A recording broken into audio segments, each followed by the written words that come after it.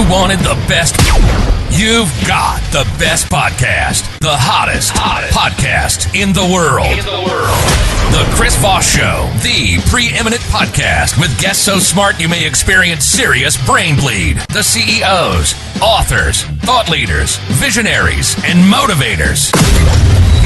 Get ready. Strap yourself in. Keep your hands, arms, and legs inside the vehicle at all times, because you're about to go on a monster education roller coaster with your brain. Now, here's your host, Chris Voss. Hi, folks. It's Voss here from thechrisvossshow.com. There you go. Welcome to the big show, ladies and gentlemen. When the Art Lady sings it, that makes it official. We have, as always, the most amazing, smartest minds, the authors that bring you the greatest, latest stories, tales of their journeys, lessons of life, all that sort of good stuff on the Chris Voss Show. Today we have an amazing gentleman on the show. His newest book comes out April 9th, 2024. It's called Tripped: Nazi Germany, the CIA, and the Dawn of the Psychedelic Age. We're going to find out a lot of history that I didn't even know about. I was like, what? What is all this stuff about? I did not know. Norman Ohler joins us on the show with us today. He'll be talking to us about all of his insights. Well, hello, Norman. How are you? I'm quite good. Very happy to be on the show. Very happy to have you. I am good as well. Give us any .coms. Where do you want people to find you on the interwebs? Well, my website is normanohler.com. Also, you can find me on Instagram at Norman Ohler. Go for it. There you go. So you're an award-winning German novelist, screenwriter, and journalist. You spent 5 years researching Blitzed in numerous archives, your previous book, in Germany and the U.S. So tell us give us a 30,000 overview of your new book, Tripped. Well, I was researching Blitzed, all aspects of Nazi drug abuse, I came across also psychedelic research that the Nazis did with mescaline and another substance at the concentration camp of Dachau. And I thought this is actually an interesting topic because I thought the early history of psychedelics must be interesting because they shaped the way how we see psychedelics today. So I decided for a new book to kind of look at that particular situation. There you go. And you prompted it because you wrote Blitzed. And Blitz was, do you give us an update on what Blitz was so people are familiar with that book as well? Well, Blitz examines, and it was the first time this was examined, how National Socialism, who proclaimed to be the first anti-drug government in Europe and actually in the world, was actually using a lot of substances to promote their own goals. The German army, the Wehrmacht, was high on methamphetamine when they invaded first Poland and then the West. Wow. And Hitler himself took a crazy drug cocktail, which I examined and from which you can, see his developments and his decision making. So that was in research terms quite interesting for me, actually. There you go. And you talk about how the Third Reich was saturated with cocaine, opioids, meth, but they were just having a party over there while they were running over you. Well, I mean, they were kind of the forerunners in trying to use drugs for their own, goals. So this was like a government-regulated drug policy. So they weren't doing it to have fun. They were actually doing it to, promote, National Socialism and win the war. So they were utilizing drugs to their ends, basically. Or at least they tried to. I know the British pilots, I think, were on Adderall or something, weren't they? They were on something to keep them awake so they could keep flying. Well, they kind of learned from the Germans because the Germans were the first army to actually use a very potent synthetic drug, which was methamphetamine, crystal meth, as we know it today, in order to keep soldiers awake longer, to reduce their fear levels, to make them more aggressive. And the Brits at one point understood that the Germans were kind of using a trick, or were using a new type of weapon, which is the pharmaceutical weapon. So they also made tests, and then they decided that they would use amphetamines, not methamphetamines, because that was too strong. The British thought that like only the Nazis should take methamphetamine, we take amphetamines. But that also influenced the British war machine quite a bit, and even armies today use amphetamines. So this is kind of a Nazi invention that had a career even after the end of World War II. Wow. And so you go into the depth of this Tripped and what you call the dawn of the psychedelic age. Why do you call this the dawn of the psychedelic age?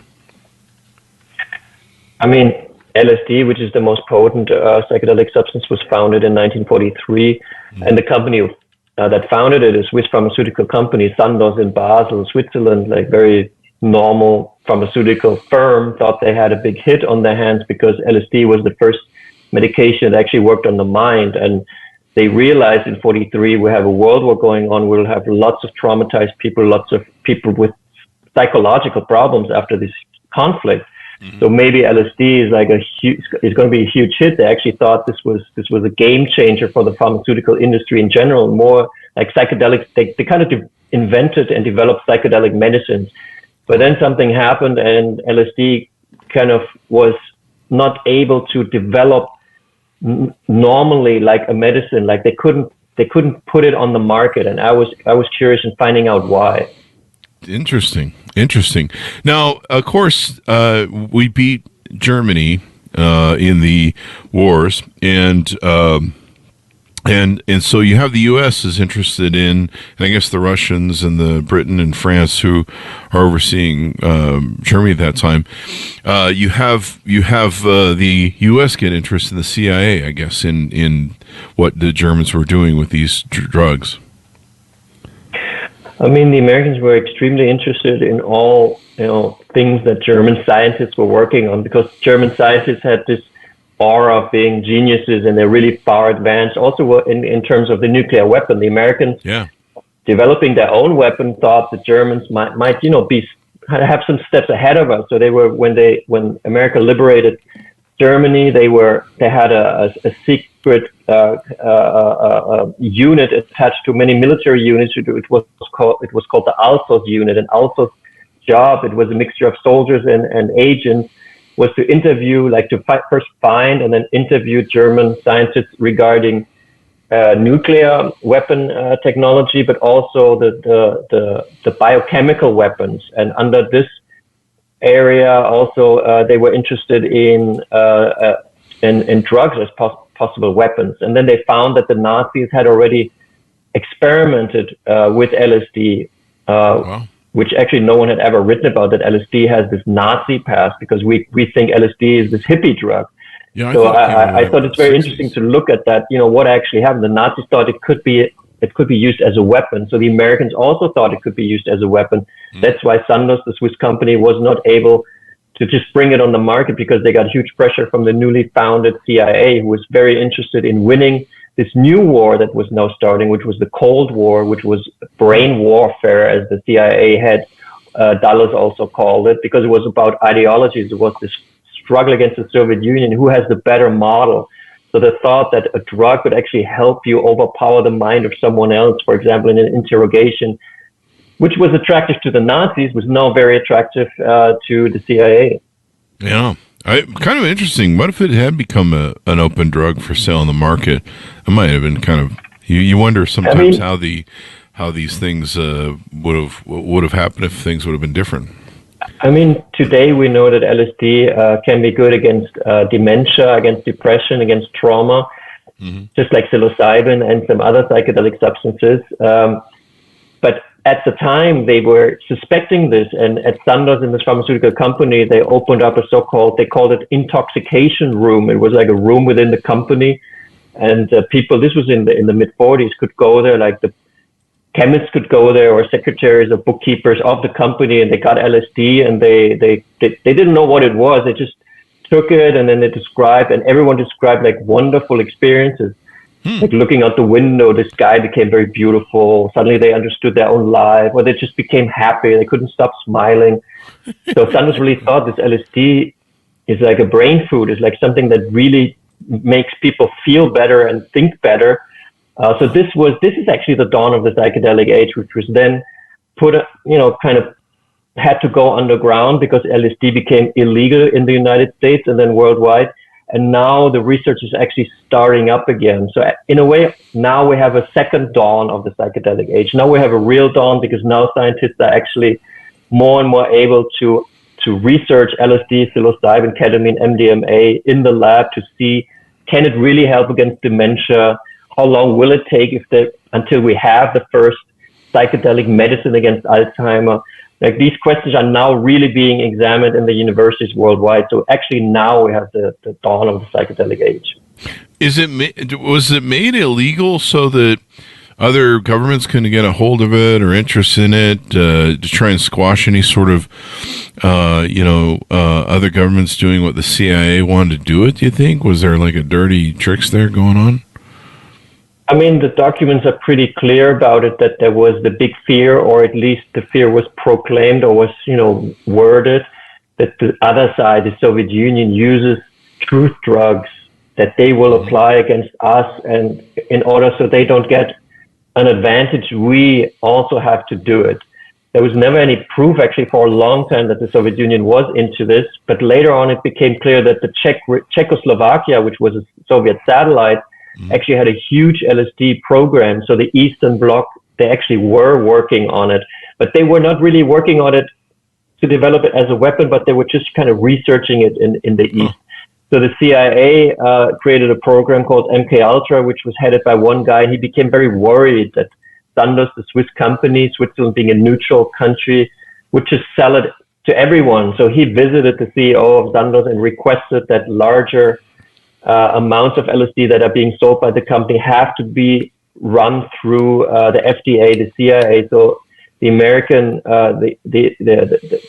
basically the CIA, always knew about the supply situation of LSD in the world. So they wanted to control it because they thought it's such a potent molecule. Basically, that's what it is. It's just a molecule, and it is very potent.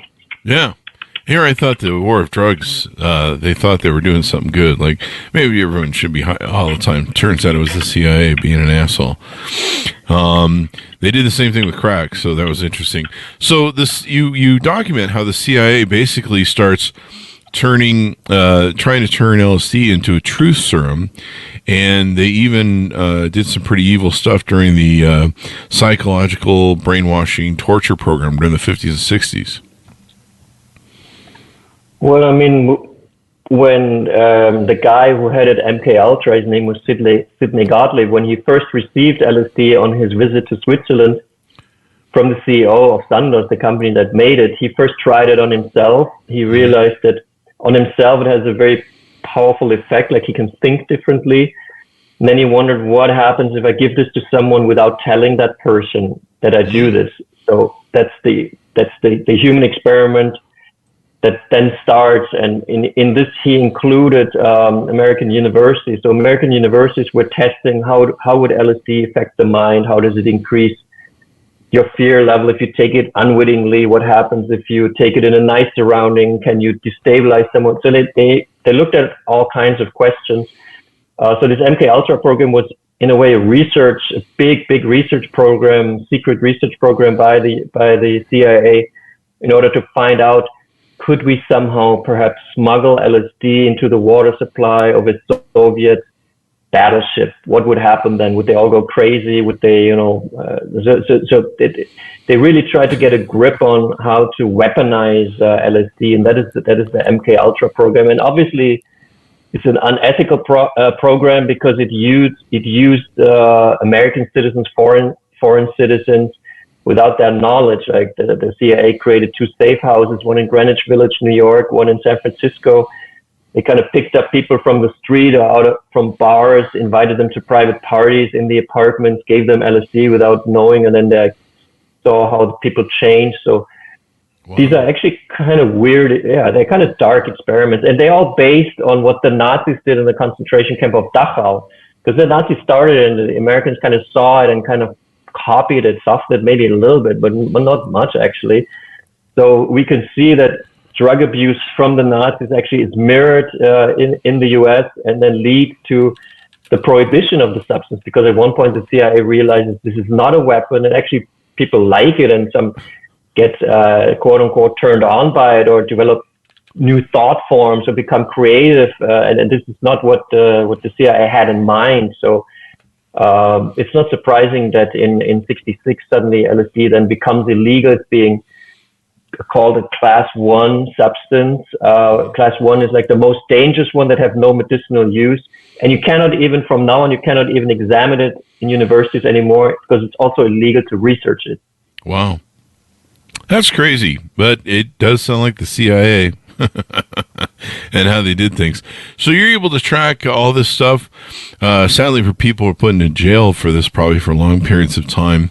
What do you hope people come away with on the book, and what do you hope that they learn from the story? Well, right now we hear quite a lot about the so-called psychedelic renaissance, and more states in the U.S. are legalizing this substance or that substance. And the war on drugs is not really going very well for the American government. Everyone knows that. The war on drugs is basically not winnable. So slowly new concepts are being discussed, like what are these drugs actually? Is LSD maybe not a dangerous substance, but maybe it's a brain food that everyone should take in microdosages? That's what the new science actually points at, but we don't know this yet because we need much more research. So much more research will actually happen because we as a species, especially in the West, we always like to go like a little further. Like this is the new frontier. It's the frontier of the mind. Why would a government not allow us to develop freely? Why is there like a chemical wall set up in our brain, which is not founded on scientific conclusions? That the anti-drug laws are not based on lots of studies done by independent scientists that prove that drugs are dangerous. These drug laws are based on ideological footing.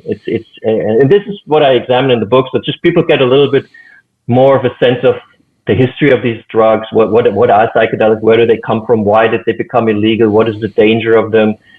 So I think it just helps you to, understand for yourself about the topic. And I think it is an important topic, and also to, be able to talk about it because, people will talk about it more and more. So TRIPS actually gives you it gives you a good advantage in that discussion, I think. There you go. And then on your book, Blitzed, it's kind of an extension of that, really, when it comes down to it, I think, isn't it? This book, Trips? Yeah, they both are concerned with drugs in history. Trips obviously is more also about the American history because the psychedelic era is really, it's just like the internet boom that was a few decades ago. Now it's the psychedelic boom, and again, America, it's happening in America, and so it's more of an American book, while Blitzed was more of a German book. But they kind of they give each other their hand, so you could read the one without the other, but if you read both of them, obviously you get a very good overview and picture. There you go.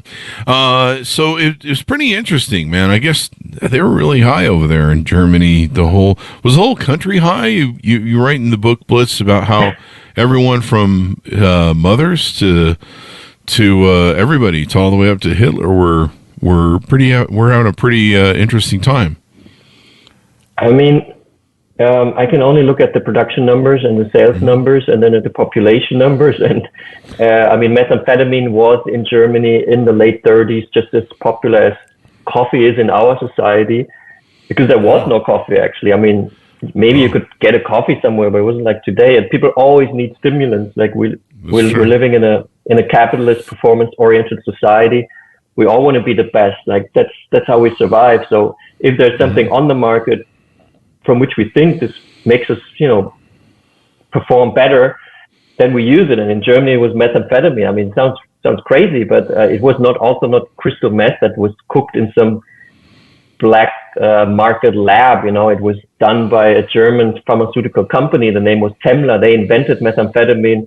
These tablets were pure. They were not so high dose. So you could, take a methamphetamine, and it was like drinking maybe 3 cups of coffee, but it lasts for like 6 hours.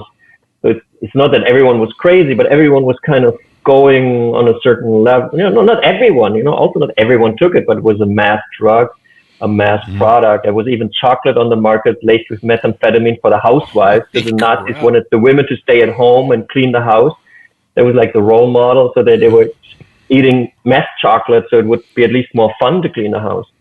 Yeah, I've known people that when they want to clean their house, they do meth, and they'll for 3 days they'll be awake cleaning their house. I'm just like Chris, if you ever want to clean your house, do some meth. And I'm like, no, thanks. I really like my teeth. But there's that. Well, for example, the meth in Germany, the teeth didn't fall out. I mean, those are like black meth, crystal meth, from the black market, Yeah.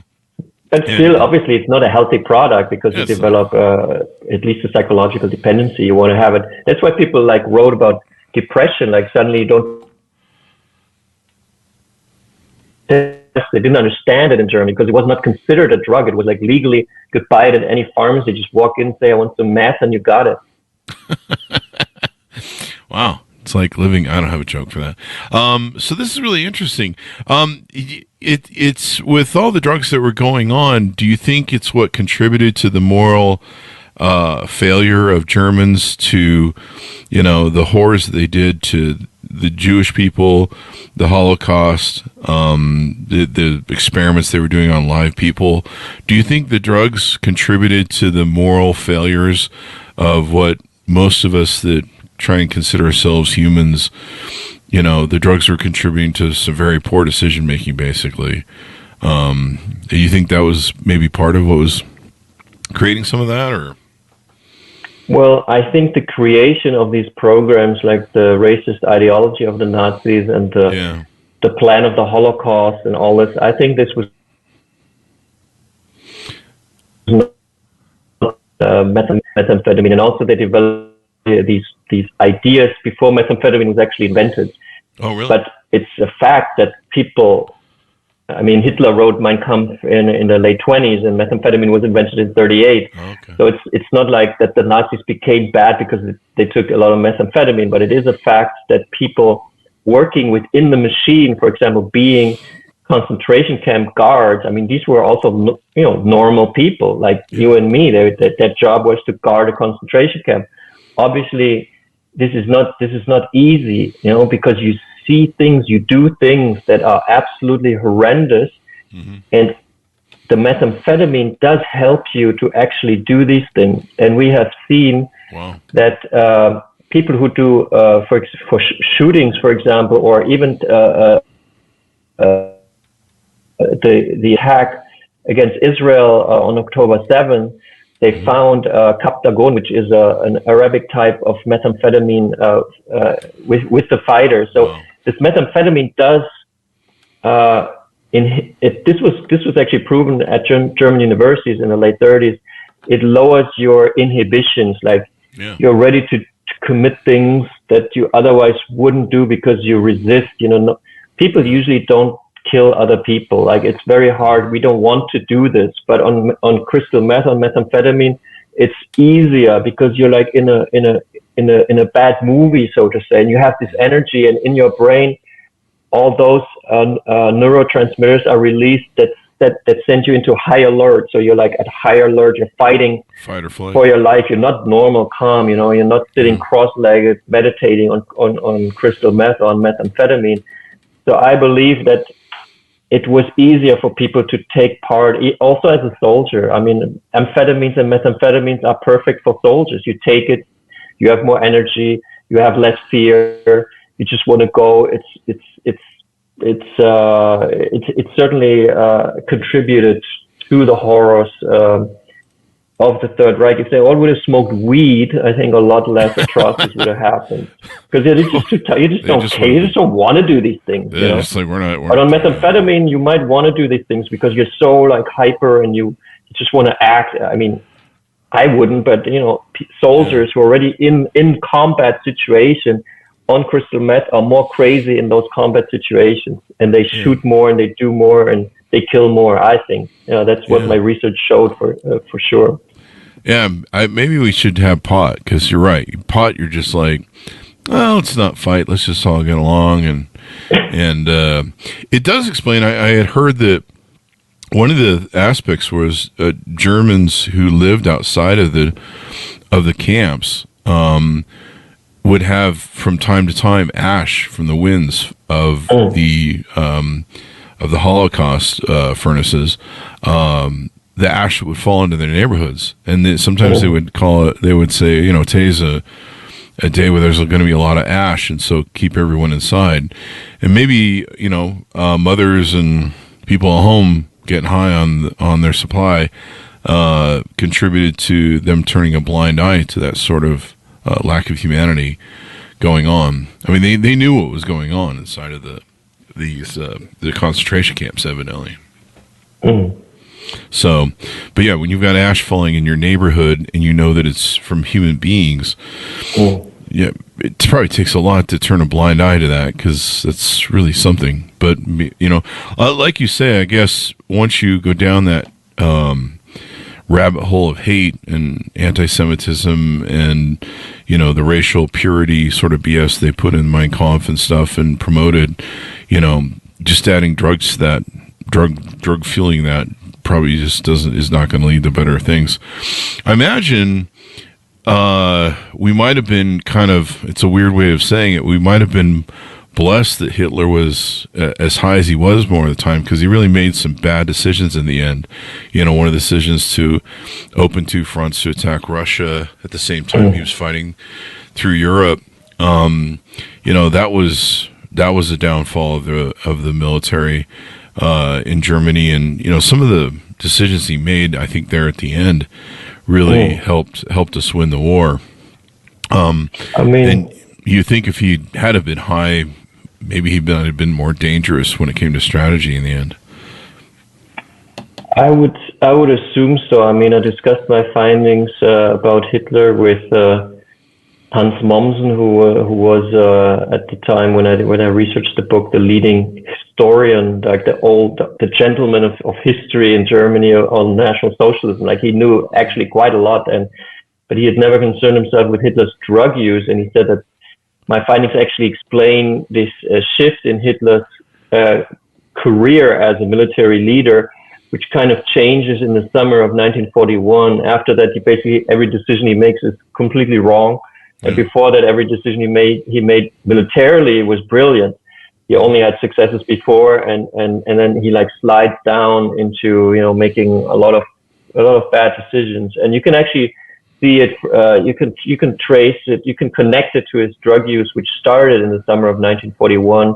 Wow. In August, when he was having quite a high fever during the campaign against Russia, and for the first time he received an opioid.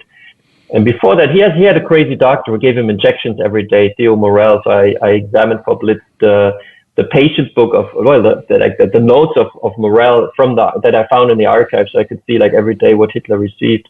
Wow. And in the first 5 years, he became Hitler's doctor in 1936, and from 1936 to 1941, Hitler basically received vitamins all the time. He was a nut for vitamins. He thought, if I take enough vitamins every day, I'm never going to be sick. And it was actually true. But then in the summer of 1941, he actually got sick. He couldn't go to the military briefing, so he requested from his doctor, from Theo Morel, Hitler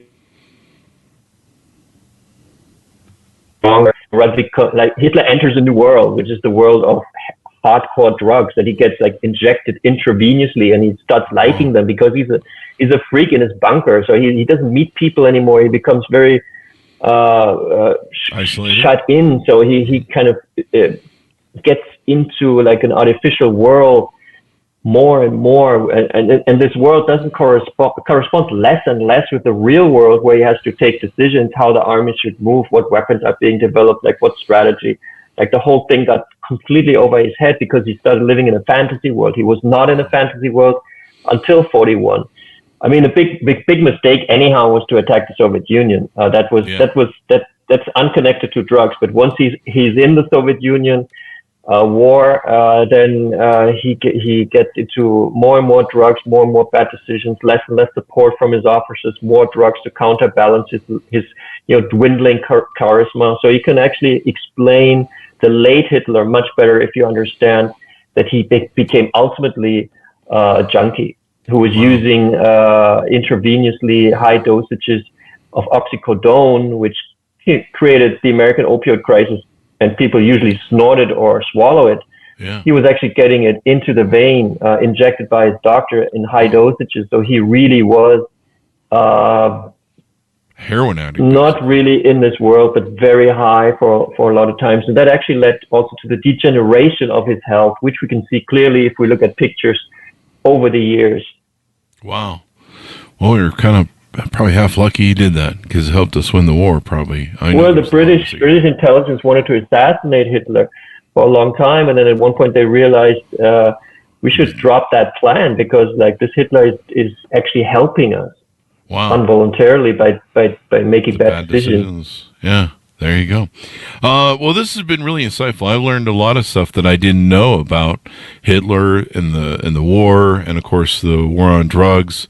A lot of more states in the United States are legalizing, mushroom. They're legalizing everything. I mean, they're just finding out that it just doesn't work. It's better to spend the money to open centers to get people off addiction and help people than it is to throw them in jail and just have them recidivate back. So there you go. Tell people where they can find you, Norman, on the interwebs and order up the book. You can find me on normanohler.com. You can find me on Instagram at Norman Ohler, Facebook. You can find the books anywhere, I guess. Obviously, go to your local bookshop and get Tripped first because that's a new book, and then you should just have Blitzed. Everyone needs to have this book on Nazis and drugs because it's also quite funny, actually. Oh wow. There you go. It's important to kind of learn history. Those who don't live their history are doomed to repeat it, as I like to say. So there you go. Thank you very much, Norman, for coming on the show. We really appreciate it. Thank you for having me. It was a pleasure. There you go. Order up the book, folks, wherever fine books are sold. It's available on April 9th, 2024. Tripped. Nazi Germany, the CIA, and the dawn of the psychedelic age. Thanks for coming on the show, Norman. Thanks to our audience for tuning in. Go to goodreads.com/Chris Voss, LinkedIn.com/Chris Voss, and all those crazy places on the internet. Thanks for tuning in. Be good to each other. Stay safe, and we'll see you guys next time.